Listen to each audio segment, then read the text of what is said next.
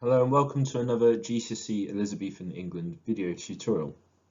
Over the last couple of tutorials we've been looking at Elizabeth's religious settlement and her creation of the middle way.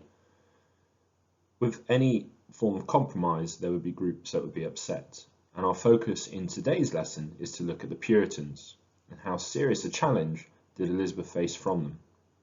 Just a quick reminder that Puritans were radical, extreme Protestants who tried to remove all Catholic elements from church services, and that the church needed further reform beyond what had taken place already. As a recap, just have a think about how you feel a Puritan might react to the following aspects of the religious settlement.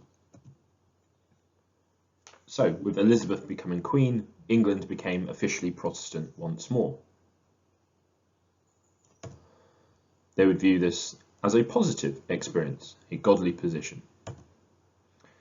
Everyone, including Catholics, had to attend church on a Sunday and other holy days or face paying a £1 fine. This was a large amount for a poor person, but little for a noble. However, Elizabeth turned a blind eye if fines were not collected from Catholics. How would a Puritan view this?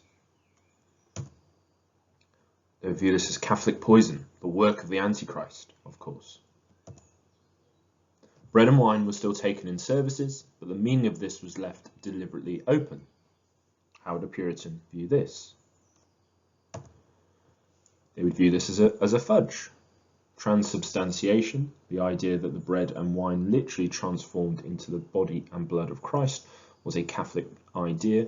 The Puritans would have wanted this explicitly stamped out. All church services were held in English, and so was the Bible and the prayer book. This was truly a godly position and something that Puritans would welcome.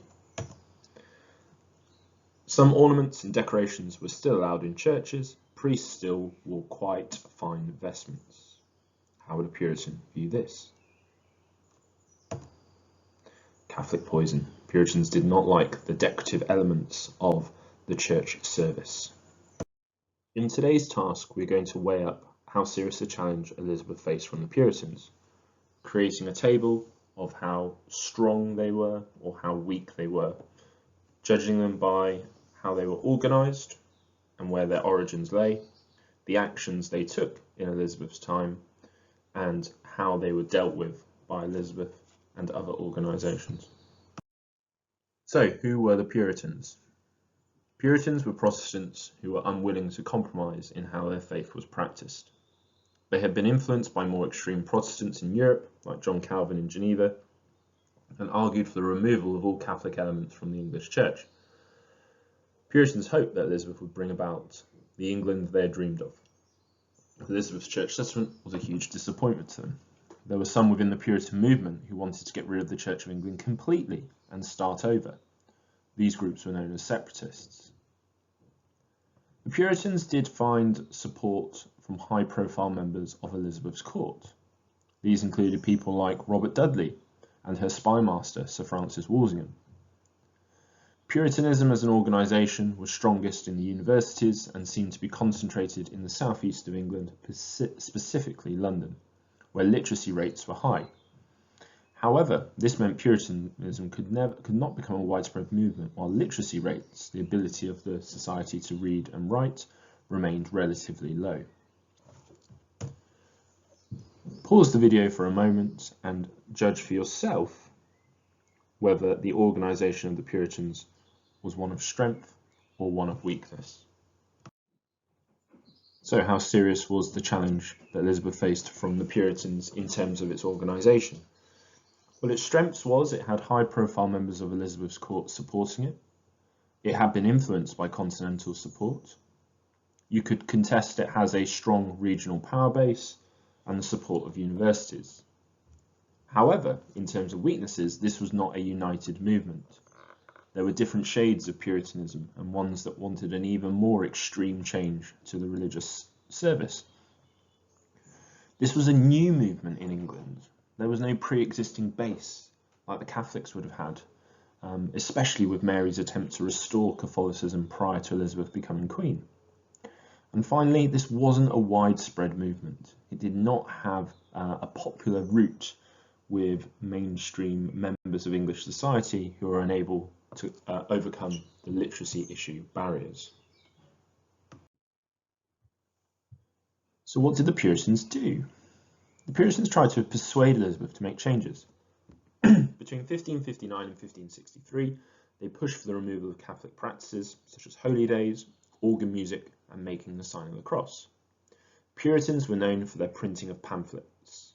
Within those pamphlets, leaflets if you will, there were criticisms of the English Church. The pamphlets became more outspoken and coarse in their language, which in fact turned more people against the Puritan movement when they started to make more aggressive demands. The most famous thing associated with Puritans was the organisation of prophesyings. These were prayer meetings where the Bible was discussed and debated, and where sermons were said. Essentially, they were training sessions for the clergy, but they greatly concerned Elizabeth, as these meetings were seen as a vehicle for spreading Puritan ideas around the country. At first, the Archbishop of Canterbury, Edmund Grindal, refused to shut them down, so Elizabeth simply placed him under house arrest and replaced the Archbishop of Canterbury with a man called John Whitgift, who took a much harsher line against the Puritans. Once more, pause the video and see for yourself if what you believe in terms of the action taken by the Puritans was one of strength or one of weakness. So what can be said about the action taken? Well, in terms of its strengths, the Puritans tried to put pressure on Elizabeth's acceptance of Catholic ideas. They were well organised with the creation of prophesyings, and at least at first their action was temporarily supported by the Archbishop of Canterbury, Edmund Grindal.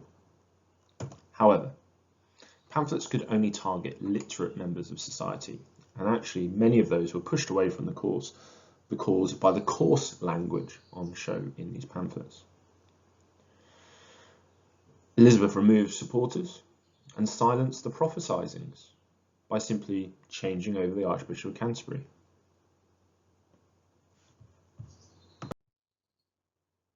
How else did Elizabeth deal with the threat? Elizabeth and her government were determined not to give in to Puritan pressure. In 1566, when 30 priests refused to wear the vestments because they believed to be too fanciful and like the Catholic way, they were kicked out from the church. In 1571, Elizabeth closed Parliament before Puritan MPs could discuss the idea of banning the vestments, in effect silencing them. In 1583, 200 further Puritan priests were expelled from the church.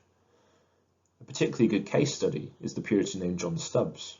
He had his right hand cut off after writing a pamphlet criticising Elizabeth for holding marriage talks with a Catholic prince. And in 1593, Elizabeth passed the Act Against Seditious Sectaries, which allowed the authorities to execute anyone suspected of being a radical Puritan. Elizabeth successfully drove the Puritan movement out of England. Pause the video. So in terms of how Elizabeth dealt with them, did it show the Puritans to be a movement of strength or a movement of weakness? Certainly Elizabeth had to invest lots of energy in stopping the Puritan movement, but essentially Elizabeth successfully eliminated it. The case study of John Stubbs was a warning shot to others. Elizabeth expelled members of the church that were problematic.